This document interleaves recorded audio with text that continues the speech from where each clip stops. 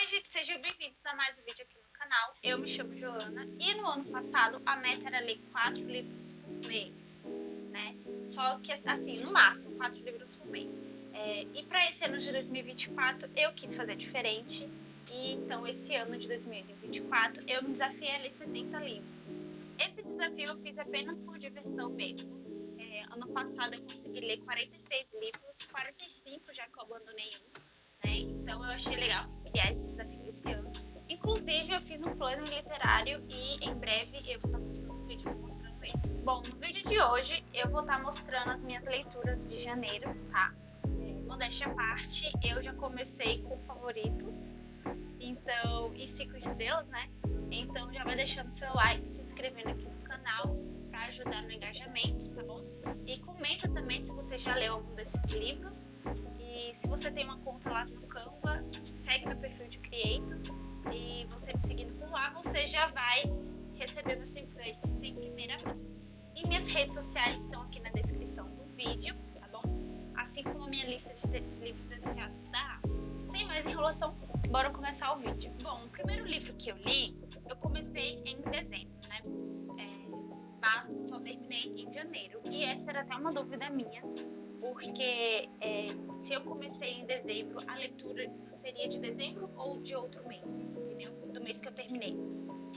Eu fiz essa pergunta até no IG que eu sigo lá no Instagram e a menina disse que se ela leu 70% do livro, né, nesse mês e os outros 90% em outro mês, a leitura seria desse outro mês. Então, minha primeira leitura de janeiro foi O Príncipe Serpente, da Elizabeth Hoyt, tá? É o terceiro volume da série dos Príncipes, é um romance de época e aqui nós vamos conhecer a história, né, do Simon, a história de amor do Simon com a Lucy, tá? O Simon, ele é um visconde e ele é encontrado em uma vala bastante machucado. Ele é encontrado pela Lucy, uma camponesa simples que mora ali, né, numa fazenda com o pai. A Lucy, ela vai cuidar dele até ele se recuperar, mas com o decorrer dos dias a gente vai vendo que os dois vão nutrindo um romance ali entre eles. Porém, o Simon, ele é muito ardiloso e não se vê apaixonado por mulher nenhuma, e essa ideia, né, deixa bem descrita nos outros livros, tá?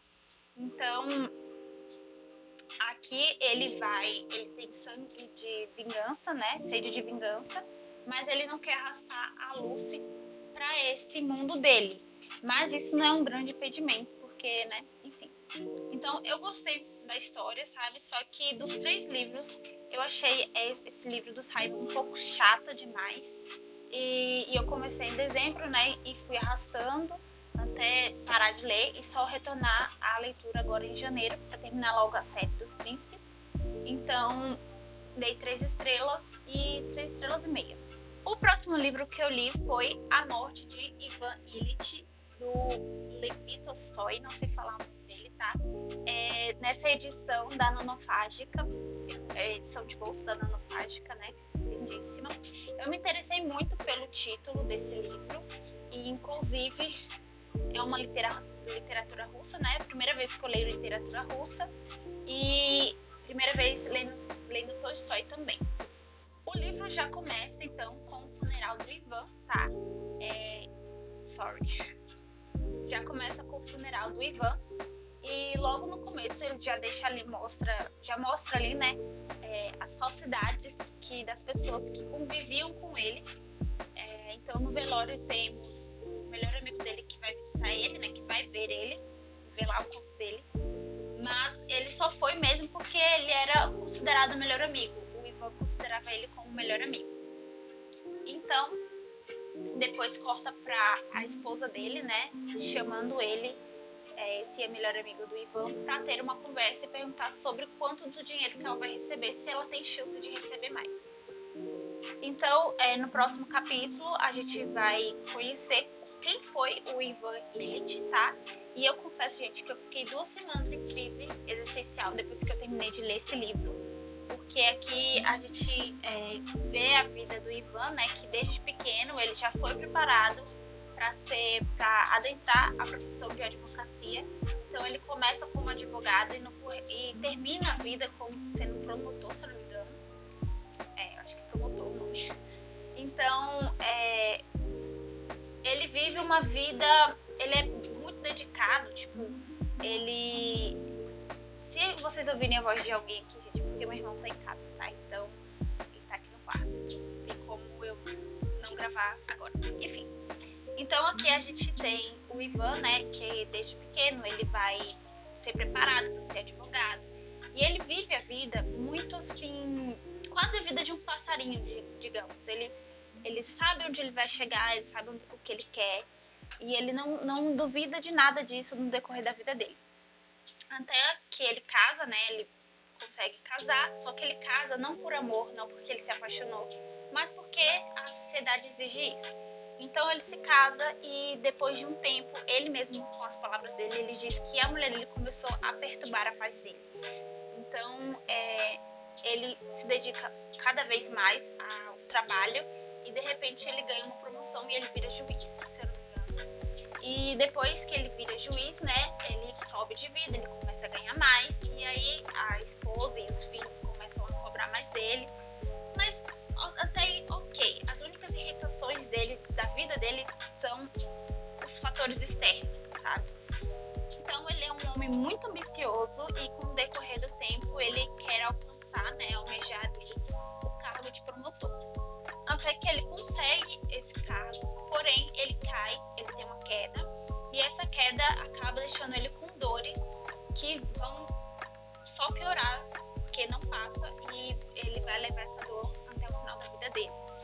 Então é uma vida assim que no final começa com ele, né, contando a história dele ali, só que o final é bem reflexivo, porque é ele com ele mesmo ali. E eu terminei esse livro pensando no sentido da vida, pensando se eu estou vivendo a vida certo, se tem jeito certo de viver a vida, como viver a vida do jeito certo. Enfim, inclusive eu quero recomendar até um canal aqui no YouTube, se chama Ludo Viajante. Eu gosto muito do canal dele, tem um vídeo lá sobre o sentido da vida e recentemente ele postou um vídeo sobre as redes sociais e tudo mais. Então eu gosto muito, vou deixar o link aqui na descrição desse vídeo. E se você não leu esse livro, por favor leia. Ele é bem facinho de ler, não vi complicação nenhuma. Eu achei que por ser literatura russa seria mais difícil do que a literatura brasileira, mas não foi. Então eu recomendo muito esse livro e eu dei para esse livro 4 estrelas. O próximo livro que eu li foi A Empregada, da Frida McFadden. Eu nem sei se ela é uma mulher. Então eu li esse livro, né, porque eu estava muito curiosa para saber. Eu já fui empregada doméstica e eu queria descobrir qual o contexto da história, qual seria o contexto da história, já que se trata de um livro de suspense, de thriller, né? Então, inclusive, eu nem assisti o vídeo que o Livraria em Casa, o Paulo, ele fez, porque justamente eu não queria ser influenciada por outras opiniões. Como eu disse, eu já fui empregada doméstica, então eu acreditei que o livro retrataria, né, ali os exageros das patroas. E ele até que retrata isso, só que de forma bem mais doentia, talvez. Nesse livro a gente vai conhecer a Millie.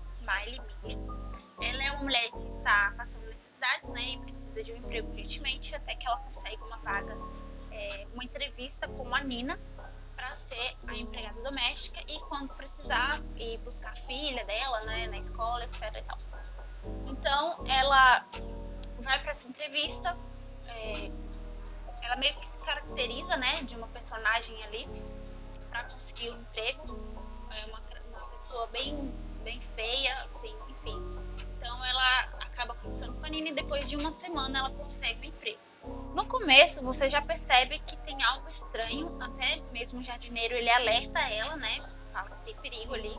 Então você já fica com a pulga atrás na orelha, o que será que acontece naquela casa?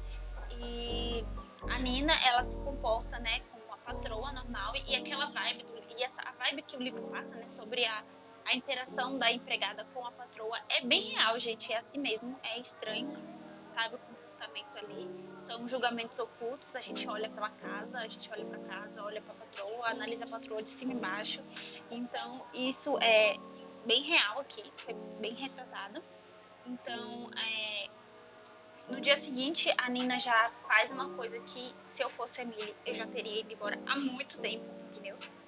Assim que eu visse essa cena, simplesmente ia respirar fundo, porque com certeza eu ia ficar muito assustada, e arrumaria minhas malas e iria embora. Enfim, esse livro, ele é todo mundo desse livro é doido, entendeu? E eu confesso que chegou uma parte que eu já estava desconfiada do plot que tem aqui. E a gente também vai ter a versão, né, ali da Nina contando a história. Então aí você também tem uma segunda visão, porque até então você pensa uma coisa e depois você pensa outra, e aí as coisas vão se esclarecendo. Eu gostei muito desse livro, mas eu tô aqui no computador, tá, gente? Por isso que eu tô olhando cá pra baixo. Eu dei 4 estrelas pra ele. Foi empolgante de ler, mas eu meio que já consegui deduzir algumas coisinhas, sabe? Eu achei assim, tá perfeito demais. O próximo livro que eu li foi uma releitura que eu fiz esse ano. Inclusive, esse livro eu li ele ano passado, em janeiro também, tá? Então, Era Uma Vez o Coração Partido, da Stephanie Garber. E esse livro, tipo, é maravilhoso. Eu amei demais fazer a releitura dele. Se você não sabe, aqui a gente vai conhecer a história da Evangeline Raposa, né? Com o Jax, o Príncipe de Copas. Então a Evangeline, ela tá com o coração partido, desesperada, porque o rapaz que ela gosta, que ela ama, vai se casar com a irmã postiça dela. E só que tudo aconteceu muito rápido. Então pra ela tem alguma coisa estranha. Ela acredita, né, na magia, devido às histórias que a mãe dela, o pai dela sempre contou pra ela. Então ela sempre acredita na magia. Então ela vai até o Príncipe de Copas pra poder pedir ajuda pra ele, né? Só que você fica sabendo que a igreja do Príncipe de Copas está aparentemente sem porta, mas ela consegue encontrar essa porta e ela consegue entrar na igreja. E lá ela vai conhecer o Jax, que acaba falando que sim, ele ajuda ela, só que em troca ele pede 3 beijos. Só que menina nenhuma que beijou o Príncipe de Copas sobreviveu. E ela sabe disso, então ela se assusta com isso. E aí ele fala, fica tranquila, né? Você não vai me beijar. Você quer me beijar? Tipo, o Jax é maravilhoso. Ai, meu Deus, enfim. Então, a gente vai conhecer, né, a história depois, né? Vai decorrer ali o Jax cobrando ela sobre os 3 beijos, a trama toda ali. Então, eu amei demais esse livro. Eu dei 5 estrelas e favoritei. E uma coisa que eu achei engraçado é que na primeira vez que eu li esse livro, eu dei 4 estrelas e meia, se não me engano, e não tinha favoritado. Apesar de ter gostado muito, muito mesmo do encanto que é essa história, sabe? Então, lá no Magnífico Norte, né, que é pra onde a Evangeline vai depois, as histórias, elas são encantadas, então, e são amaldiçoadas, né? Então, as pessoas não conseguem falar o final de alguma história, ou então a história pega fogo quando é lida, ou antes de ser lida. Então, eu achei engraçado porque eu li esse livro e eu simplesmente parecia que estava lendo a primeira vez, sabe? E foi muito bom porque eu acho que fiquei muito imersa na história, que me fez pensar assim, cara, realmente as histórias do Magnífico Norte são amaldiçoadas, porque eu estou lendo esse livro como se eu estivesse lendo a primeira vez. E a empolgação foi muito maior, sabe? Enfim, eu amei demais esse livro e eu dei 5 estrelas e favoritei. Então esse já é o meu favorito do ano, né? O primeiro favorito do ano e o de 5 estrelas. Então, gente, como Era Uma Vez um Coração Partido, ele tá muito hypado aí devido aos 2 lançamentos que tiveram da sequência da série, né? Como uma fã da Stephanie e desse encanto que ela cria nos livros, eu não poderia deixar de comprar o primeiro, o segundo e o terceiro livro. Então a sequência foi desse livro, né? Depois que eu li Era Uma Vez o Coração Partido, já peguei logo para ler A Balada dos Felizes para Nunca, tá?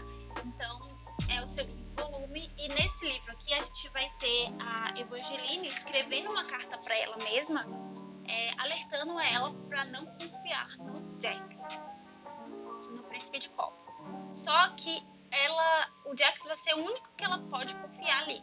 Então eu amei demais também esse livro. Ele é maravilhoso, assim, as tramóias que tem aqui.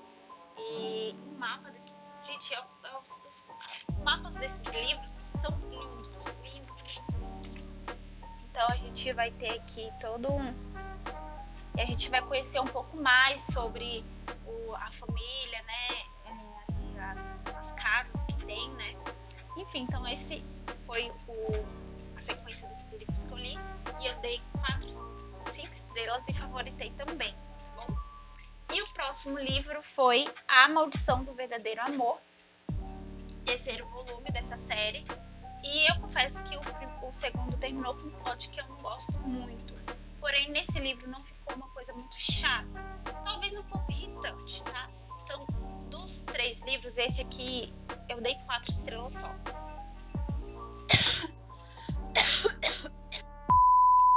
Eu dei 4 estrelas só porque teve algumas coisas que eu achei muito corrida. Com o final da série, eu esperava que tivesse um pouco mais do Jax com a raposa, sabe, com a Evangeline. Só que não foi bem assim. Gente, eu tive uma crise de tosse agora. Por isso que o vídeo foi cortado assim bruscamente. Tô até chorando. Enfim, como eu tava falando, nesse livro aqui a gente vai ter algumas coisas que foram rápidas demais. Inclusive coisas que eu acho que ficou faltando, sabe? Como um plot que tem no segundo e não foi bem desenvolvido no terceiro livro, talvez. Se eu fizer um vídeo sobre essa série, lá nesse vídeo eu vou comentar, tá? Então se inscreve no canal pra você ficar já a par, né? Postar. Enfim, gente, esses foram os livros que eu li, tá? Foram 1, 2, 3, 4, 5, 6 livros que eu li agora em janeiro. E comparado com a Joana Leitora de 2022, eu comecei muito bem em janeiro, tá? Lembrando que não tem a ver com quantidade nem nada do tipo. Simplesmente é uma meta minha poder ler mais. Me ajuda muito na minha dicção, coisa que eu não tenho muito. E eu gosto das palavras, gosto de história, então eu sempre tento estar lendo ali. E esse mês de janeiro eu consegui ler 6 livros. Esse foi o vídeo, eu espero muito que vocês tenham gostado. Como eu falei, não deixa de curtir o vídeo para poder ajudar no engajamento do canal, tá? Se inscreve também e ativa o sininho para quando eu postar vídeo você receber a notificação. E me ajuda assistindo o último vídeo que eu postei, tá bom? Também, pra ajudar ali a manter, pro YouTube entender que meu canal é relevante, tá bom? Então é isso. Até o próximo vídeo.